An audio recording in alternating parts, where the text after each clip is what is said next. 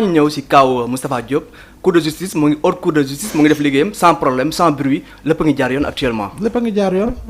très sincèrement man li des ci sujet yi xam naa duma ci guddal. oui duma ci guddal. parce que bon les gens suivent quoi. oui donc leneen lu ci am mooy haute cour de justice mu ngi def liggéeyam. dans le respect des procédures. oui Sophie Gladima ñëw na. haute cour de justice chambre d'instruction déglu nañ ko juge nécessaire yóbbu ko fi nga xam moo di mandat de dépôt. Je ne sais pas nag si elle a posé une question ou si réellement elle s'en est mal prise pour aller dans le sens véritablement de penser pouvoir faire une contestation sérieuse alors que ce n'était plus le cas. oui donc lañ lay toppee xaalis bi sax xamatuma ñu ñaata lu toll. mais jàpp ma ni toll na nen noo xam ne bari na bariwaay boo xam ne parce que benn xaalis sax ndawul. mais je dis encore une fois 191 millions jàpp naa ni xëy na mënoon na liggéey pour mën a éviter ba la ñu defal Ndeye Saly Diop Dieng amaana mu am ko. mu am ko oui. léegi keneen kii mooy Ismaïla Madior Fall moom li ko dal moom c'est le moindre mal. c'est le moindre mal c'est le moindre mal. waaye ñu def ñu la demal toog sa kër taxal la bracelet électronique lu mu néew yaa ngi toog ak sa njaboot. waaw yaa ngi lekk yaa ngi naan yaa ngi tëdd sa néeg. waaw yaa ngi dégg bu tàngee nga ubbi sa parentère wala ilaa nga taal. waaw du génn kër gi de. waaw bi yeboo moo gën. nga yaa sa kër yaa ko nit yaa ko xam. oui ruqu-ruqaan fu la neex toog di nga saraan télé yor sa télécommande di zappé. léeg-léeg sa ay dëkkandoo wala say xarit ñoo sax seet si li ngeen toog di waxtaan. waaw toog sa biir kër la. oui bul génn. taarikàlla bokkul ak ki nga xam ne jamono ji mu ngi prison ku si mel ni Sophie Gladima. oui bokkul ak ki nga xam ne yóbbuwaat nañu ko prison mu di Moustapha Diop. waaw mais li nekk dans les lieux de détention dara yomb ci de. dara yomb ci moom. kenn du ko yéene kenn nag. oui waaye justice moo nekk def liggéeyam. justice mooy juge nécessaire ko yor dossier moo xam ne sa dossier ba. moo xam fa mu toll si dossier ba. moo xam dëgg-dëgg moom lan la réserver. kon boog comme ni mu ko waxee si yeneen sujets yi yeneen dossiers yi. c'est véritablement du ressort exclusif du juge de choisir yow lan la dencal. oui aussi simple que ça. c'est clair waa li nga xam ne aussi jëm na ci kuréel bii di forum des justiciables ñoom génne aussi di ñaawal tamit li nga xam ne moom mooy l'absence de double degré de juridiction bi am ci cour de justice. ñu bëri aussi ñu ngi poser le débat. je dis c'est maintenant qu'il pose le débat. toutes ces structures là c'est maintenant qu'elle pose le débat. pendant 12 longues années. nga nekk ci nguur vous n'avez jamais posé le débat pour véritablement une modification de la loi. pour véritablement aller dans le sens de réforme. nga xaar ba ñu relancer haute cour de justice ngay doog a wax ay amul double degré de juridiction ay nangam. quelque part véritablement il y a une forme d'hypocrisie. quoi qu'on puisse dire. soit nañu kii tuuti. Macky bu mu ñëwee 2012 dafa dem yee benn loi de 1981. oui. relative à la création de la cour de répression de l'enrichissement illicite di CREI loi bi 81 la Macky Sall moo ko dem yee. 12 ans ngeen nekk si nguur dañuy installer assemblée nationale ñu ne haute cour de justice ngi fi waaye duñu nommer membre ya lu tax booba defuloo li nga. tabaski bi voilà nekk sa xel bu dal nekk sa jaamu. voilà waaw loolu dëgg la moom 2 milliards moom bi nga ko amoon actuellement moom ma jëlu si ëpp jox gaay lu ci des moom gars yi séddoo ko Mamour keneen aussi tamit ki nga xam ni tamit am na ba tey ci wàllum yoona ginnaaw ki nga xam ni moom mooy Sophie Gladima Moustapha Diop Ismaïla Madior Fall ki nga xam ne aussi moom Mansour Faye war na wuy ji lundi professeur. ma juumul. oui bon j'aimerais juste poser une question. Vas-y. muy tey ji professeur quelles sont les mesures prises pour prévenir les anomalies dans la gestion des finances publiques. waaw mais xam nga damay boole ñaar yëpp sax ak. Mansour peut-être que njëkkee si Mansour mi ngi dem wuy ji lundi. bu demee dina xam lu koy xaar. la muy yóbbaale ak buñ ko laajee lan lay andi si tontu. ndax xam dina convaincre juge bi. juge bi na ko ok damal toog sa kër. contrôle judiciaire xaw ma wala nangam. wala bracelet électronique wala dama lay mandat de dépôt wala ça dépendra. il y a encore une fois gis nga ñoo si blabla rek mais juge bi moo koy apprécier. léegi nag lu jëm si wàllu finances publiques yi. l'assainissement des finances publiques passera nécessairement par véritablement des lois répressives. répressives il faut que mu am walde bu tiim képp kuy fu xaalis di jaar. képp ku xaalisu réew mi ñi di jaar sa loxo mbolde na la tiim. mbolde na la tiim boo détourné mbodd bi dal sa kaw rang tang king mu jeex.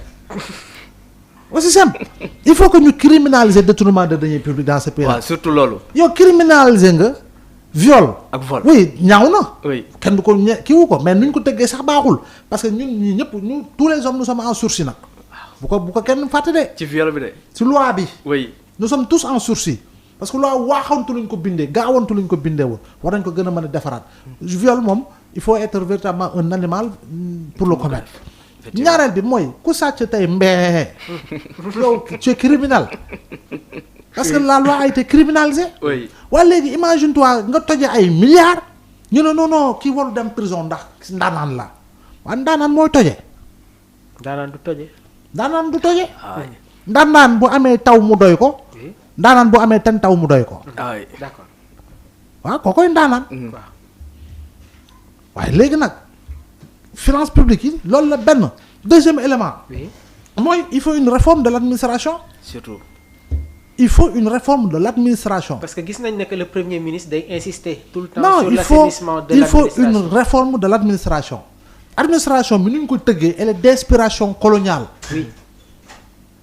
il faut que loolu xaw a soppeeku il faut mu xaw a changer pour ñu defaraat administration bi gën ko ñoŋol ba pare ñu véritablement digitaliser l'administration de manière générale ba nga xam ne koppar système yi toje yu ñu créé ci administration bi mu war a ñu war ko mën a nërmel. ci wàllu boobu toujours tamit prof est-ce que tey jii reddition des comptes mun na impacter les finances publiques. non mun na impacter non reddition des comptes kan lu mu koy impacter c'est dans le sens positif. dans le sens positif. oui da ngay reddition des comptes yaa ngi fexeel ni lii dañ ko jël ci gafag ak état naka laa koy récupérer ba delloo ko ci gafag ak état. loolu kañ dafay andi lu baax la dafay renflouer les caisses rek dafay dollee ko si lu fi nekkoon. lu fi nekkoon la ñu tungaañ. ñeneen ay nit ñoo ko ne tungaañ. ñu delloo ko waat ci caisse état bi loolu kañ les gens diront bravo. et sur les défis futurs rek. les défis futurs comme je l'ai dit rek c'est la lutte d'abord contre la corruption. Oui. C'est la lutte contre la prévarication sur les deniers publics. C'est l'instauration d'une gouvernance économique et financière de haute facture.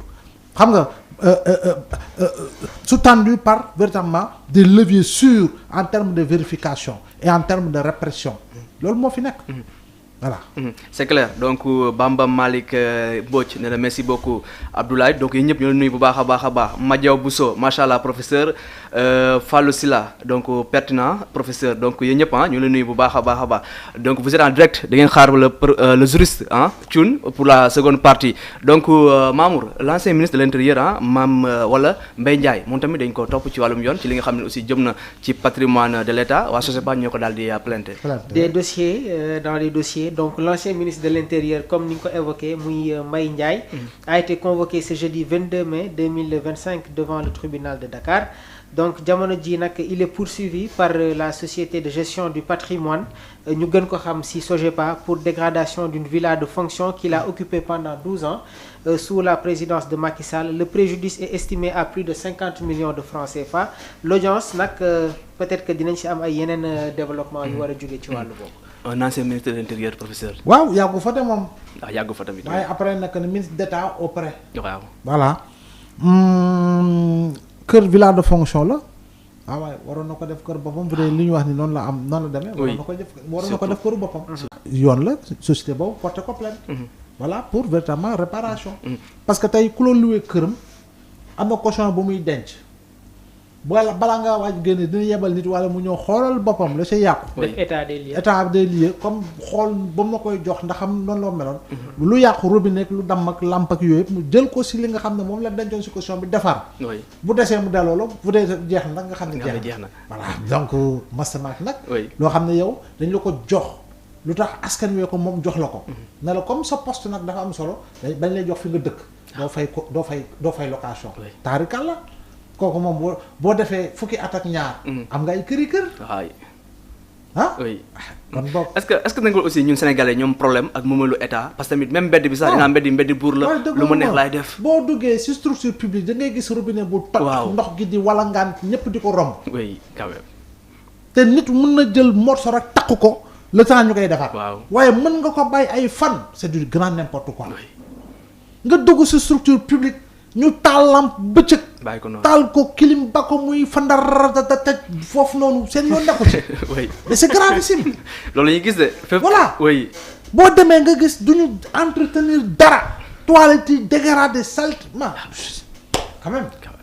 buur nag ñàkkul fayda. waaw pour ñàkkul fayda de. waaw donc je pense que yooyu yëpp comportement la. yoo xam ne dañ ko war a joyanti dañ ko war a defaraat. dañu war a corriger très sincèrement. oui da nga naan non man fayuma sama yoon ñàkk ci. waaw loolu la ñuy wax ne moom. da bësee robinet bi da ngay ubbi robinet bi. muy xelli sa téléphone sonné nga yu bàyyi robinet bi di xelli. waay. nañu moytu jinne wala ngaan. professeur lan nga jàpp ne moom moo mën a expliquer tey jii nii l'attitude de certains dirigeants qui ont eu à servir ce pays. ba doo comprendre. oui loolu moom c'est véritablement la citoyenneté à l'envers hein. Dans la gestion. Oui, c'est la citoyenneté à l'envers. C'est le patriotisme dégradé. Oui. Parce que yow da nga naan bon jonk nañ ma damay jël. maa ko moom te dañ la ko dénk rak. Je pense que tey jii ku ñu ne kay servir si dëkk. mais engagement war ko gën a fort. Donc tey jii est-ce que on du ñu dem ci benn processus de renforcement pour pouvoir vraiment tey jii mettre la pression aux personnalités yi nga xamante ne xam nañ ne que tey jii askan wi ñoom ñoo tax ñu teg leen ci yenn poste stratégique yi. Forcément foog ñu koy fàttali foog ñu koy fàttaliku jarul ñu leen koy fàttali parce que xam nañ ko. askan wi ñoo fal njiitu réew jox ko pouvoir ne ko nomel ak qui tu veux à tous les postes civils et militaires loolu doy na. loolu sas boobu doy na. yow mi ñu nome ci